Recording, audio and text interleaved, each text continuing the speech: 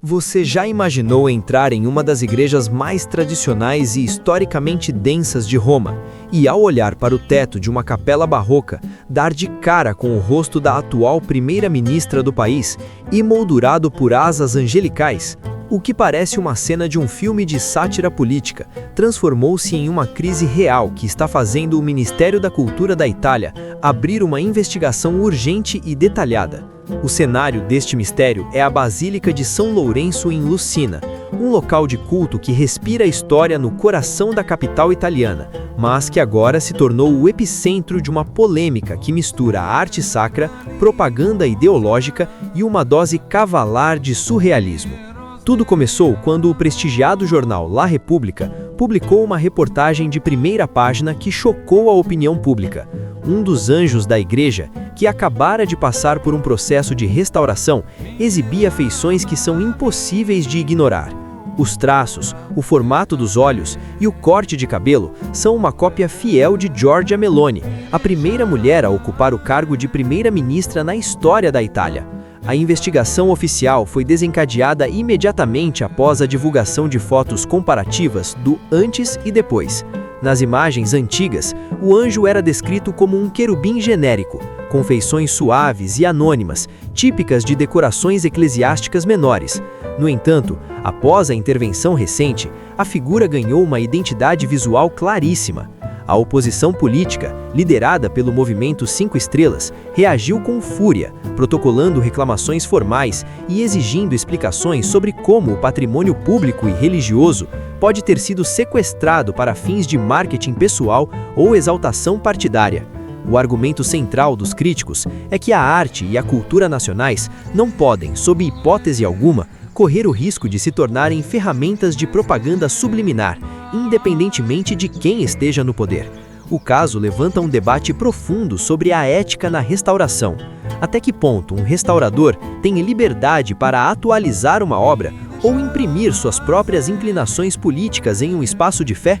No centro do furacão está o pároco da Basílica, Daniele Micheletti, que tentou minimizar o escândalo com explicações técnicas. Segundo ele, a decoração daquela capela específica não é um tesouro milenar intocado, mas sim uma obra relativamente recente. As pinturas originais teriam sido feitas por volta do ano 2000, após um grave vazamento de água ter destruído as decorações anteriores. Por terem apenas 25 anos, essas pinturas não gozam da mesma proteção rígida que o Estado italiano confere a obras do Renascimento ou do Barroco. Mas é justamente aqui que o mistério ganha uma camada de teoria da conspiração. O artista responsável pela restauração é o mesmo homem que criou a pintura original no ano 2000, Bruno Valentini Michetti. Em declarações à agência ANSA, Valentini Michetti negou veementemente qualquer alteração proposital para favorecer a imagem de Meloni.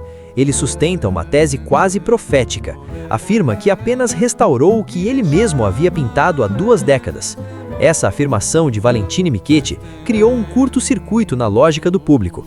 Como seria possível que ele tivesse pintado o rosto exato de Giorgia Meloni no ano 2000, quando ela era apenas uma jovem militante política de 23 anos, completamente desconhecida do grande público e longe de qualquer previsão de chegar ao cargo mais alto do país?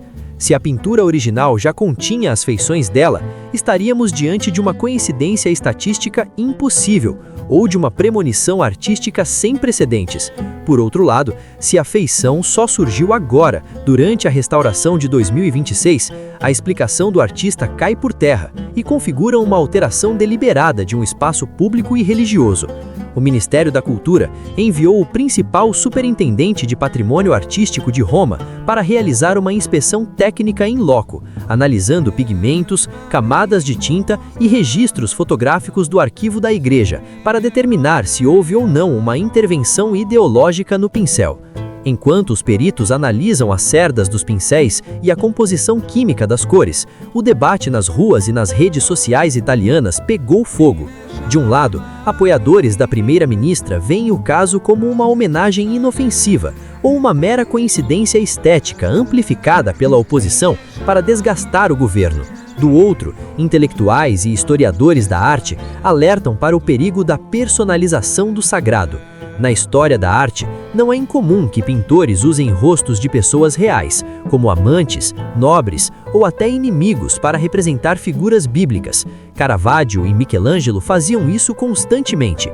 A diferença crítica, apontam os especialistas, é que no passado, esses rostos eram usados para modelos de figuras humanas dentro de uma narrativa bíblica, e não como uma ferramenta de culto à personalidade de um governante vivo e em pleno exercício do mandato. A própria Giorgia Meloni, que é conhecida por seu estilo direto e muitas vezes irônico, decidiu não entrar na defensiva política clássica. Em vez de emitir uma nota austera através de sua assessoria, ela utilizou sua conta pessoal no Instagram para comentar o episódio. Ao postar a foto do anjo ao lado de sua própria imagem, ela escreveu: "Não, definitivamente não pareço um anjo", finalizando com um emoji de riso. Essa estratégia de comunicação foi considerada brilhante por analistas de imagem, pois ao rir de si mesma, ela desarma a narrativa de que estaria tentando se santificar ou usar a igreja para a autopromoção. No entanto, o bom humor da Premier não encerra a investigação ministerial, que precisa decidir se a pintura deve ser revertida ao seu estado original, o tal querubim genérico, para preservar a neutralidade do espaço religioso. O desfecho deste caso terá implicações importantes para o futuro da conservação de monumentos na Itália. Se o ministério decidir que a pintura deve ser alterada, abrirá um precedente sobre a soberania do artista sobre sua própria obra moderna dentro de espaços públicos. Se permitir que o rosto de Meloni permaneça vigiando os fiéis da Basílica de São Lourenço, a Itália poderá ver uma onda de homenagens artísticas em outros monumentos, transformando o vasto patrimônio histórico do país em um campo de batalha visual para a política contemporânea. Por enquanto, a igreja de Lucina nunca esteve tão cheia. Turistas e romanos fazem fila não apenas para rezar, mas também para tentar decifrar com os próprios olhos se aquele rosto de anjo é um milagre da coincidência, um erro de restauração ou um dos golpes de marketing político mais inusitados do século XXI.